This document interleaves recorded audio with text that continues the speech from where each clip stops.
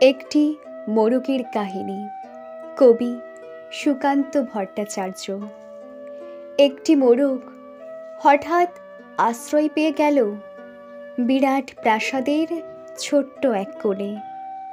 ভাঙা প্যাকিং বাক্সের গাদায় আরও 2-3টি মুরগির সঙ্গে।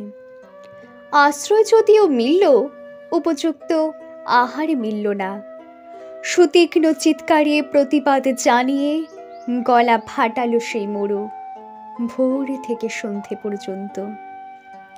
তবুও সহানুভূতি জানালো না সেই বিরাট শক্ত ইমারত। তারপর শুরু হলো তার আস্তা করে আনাগোনা। আশ্চর্য, সেখানে প্রতিদিন মিলতে লাগলো ফেলে দেওয়া ভাত রুটির চমৎকার প্রচুর খাবার।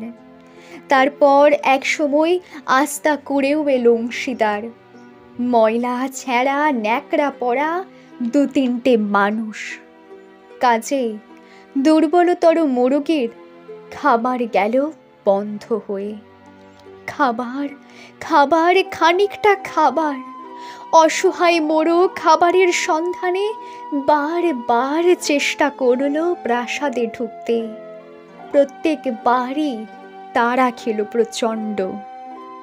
ছোট্ট মোরগ ঘাড় উঁচু করে স্বপ্ন দেখে প্রাসাদের ভেতর রাশি রাশি খাবার। তারপর সত্যি সে একদিন প্রাসাদে ঢুকতে পেল।